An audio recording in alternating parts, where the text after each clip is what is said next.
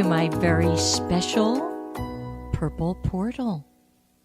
I am Elaine, your reluctant mystic, and so happy to be here with you again. And I look forward today to sharing the cosmic news of the week and the day and some cosmic thoughts, and hopefully thoughts that allow you to stretch your perception just a little bit. It's no fun to have your perception stuck in a box. The world likes to keep you in a box, but it's no place for you. You don't belong in a box. You are so much larger than a box.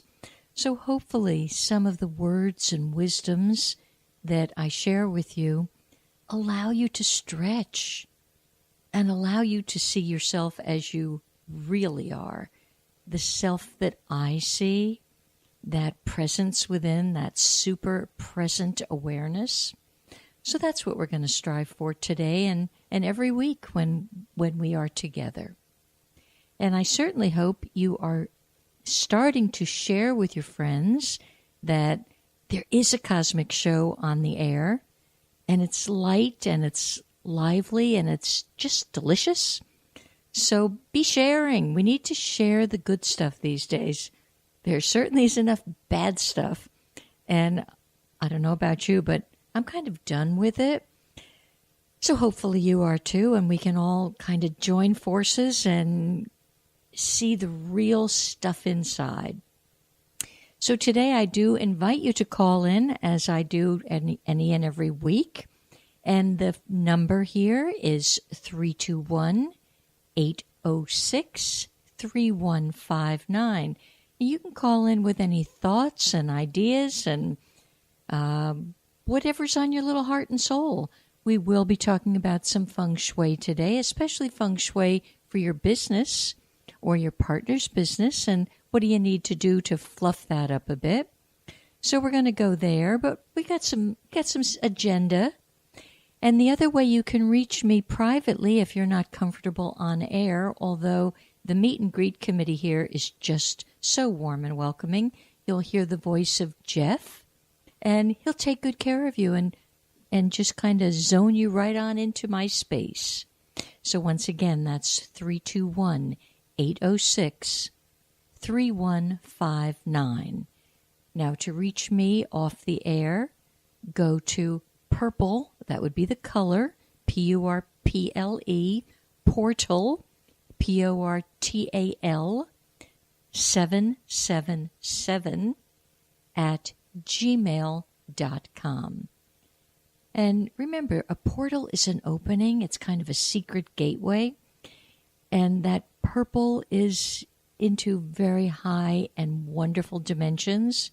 Dimensions where you're free to think and speak as you truly are. So my purple portal honors your portal.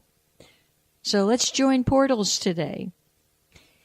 All right, so the first thing I want to tell you is we are just beginning to wind down the sign of Libra. It will end this Saturday on the 22nd of October. So that means there's a few more days for you to really take an accounting of how you've done with the energy under the sign of Libra. The balance wheel, the harmonizer, the peacemaker. Have you stood in harmony? Are you in harmony? You know, the other day, a person called me from another country, and I know she was looking forward to speaking to me. After about an hour and a half, though, it was time to end the call. And actually, it was probably more than time. And I must say, it would appear that I lost my footing with harmony. To which immediately the person reacted with, "There, you're angry. See, like I told you, you're angry." Well, you know, it's an interesting thing. Yes, my cackles got raised, and yes, I was finished with the conversation. And yes, I have a difficult time with boundaries. Simply saying to someone, our conversation's complete. Gotta go. So it was kind of a mixture of me having to stand firmly in a boundary And then this person coming up with judgments and labels that I'm angry. Be careful of the judgments and labels you put on one another. I guarantee they're probably mostly inappropriate and maybe downright incorrect. So I don't actually think that I did become angry. I think I finally had a boundary, which for the Libra energy is very challenging to reach. So those of you who are Libra, or even your moon is in Libra, or your rising sign is Libra, or it's in some critically aspected position on your chart, that Libra energy could have been tested this month. And maybe you lost your balance, and maybe you didn't. Maybe you now have a better position on the old inner balance wheel of life.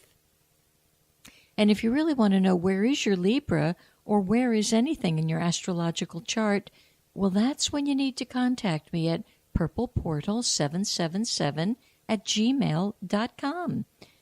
I do private consultations, and perhaps a greater insight into who you are could really be helpful at this time. It's very timely that we all actually get a deeper appreciation of our strengths and our supposed weak suits. I kind of doubt they are. I don't think there's anything weak in a human nature. I think it's something that gets honed, perhaps a little more fine-tuned. But you're far stronger than you think, so let's look at your strengths and get them even stronger. So on Saturday the 22nd, now the 22nd, every time you see a 22 in a person's birthday or the date itself, 22 is always a very, very powerful number because it's a master number. So there could be some challenges this Saturday for you as we move into Scorpio. And Scorpio can have a little bit of a temper. Scorpio can be a little bit sharp-tongued, and resentments can come up. So enter the sign of maximum power, because that's what Scorpio is. Enter it with respect and understanding that you're stepping into much more of a frequency of greater power for the planet as well as for you. So in the United States of America, where there's been this, interesting contest going on between parties and peoples and within families and communities where there's a tug of war and a sense of righteousness on both sides, it just could well be that under the sign of Scorpio, this is a tad exacerbated, and that is hard to believe. So put your exasperation boots on, close your mouth, and don't contribute to it. This is definitely a time where you do not want to pick up the packages of conflict that will be delivered under the sign of Scorpio. So it's very interesting that we're headed into that energy field, and next week I'll speak more on Scorpio. But those of you who are Scorpio, you are considered the most powerful sign in the zodiac. Therefore, what would your obligation be? To learn to use that power with discernment, with discretion, wisely, never to disempower someone else. And Scorpios can be very good at that because they need to be all-powerful. Well, how do you get more power? You usurp someone else's power. And that's simply a violation of spirit. It's a massive karmic violation. So start addressing it already and learn to use power correctly. And those of you who feel you've stepped out of your power, now's the time to learn to step back into it. Many people who haven't found how to use their voice correctly, you'll have a lot of opportunities under the sign of Scorpio. Because there's such a power involved with Scorpio, a lot of yelling can be going on, a lot of quarreling, and a lot of needing to be right. You're never right. You're never wrong.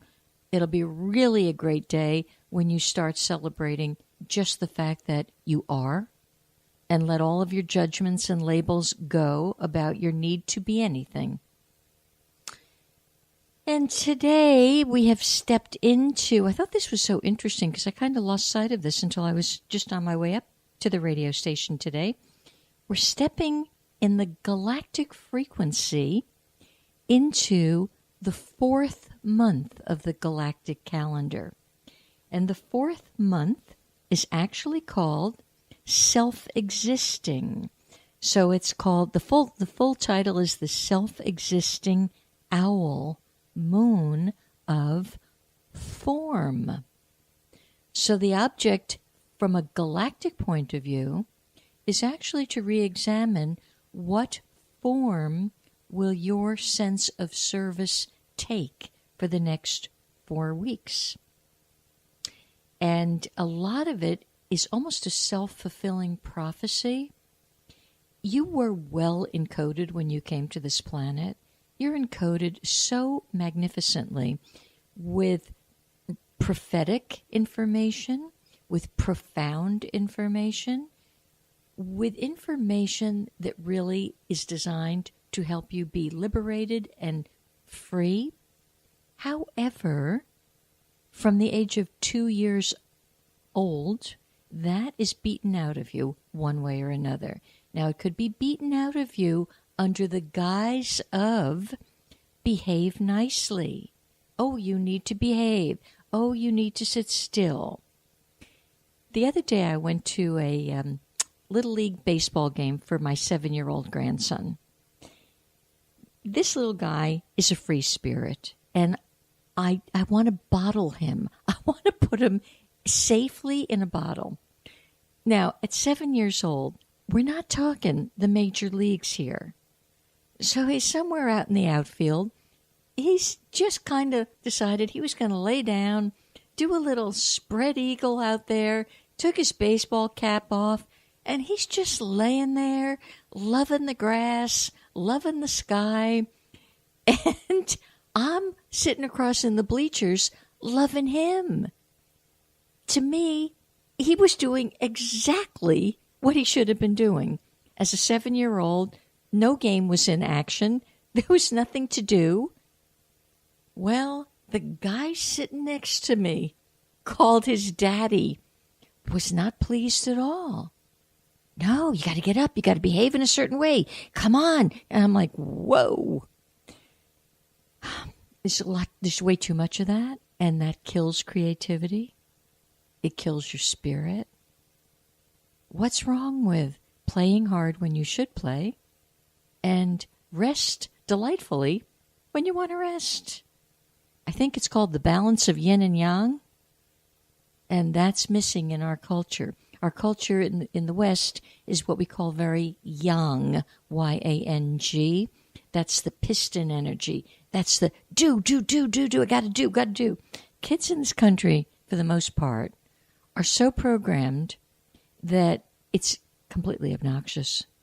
When do they have a chance to lay on the ground, sit on the swing, not even swing, just sit there and twirl around? I did a heck of a lot of that as a little girl because I couldn't even figure out how to pump the pumper thing that you're supposed to pump in your body. So I would just sit there and twirl and dream. Thank God when I was a little girl, I dreamed a lot. School did not interest me.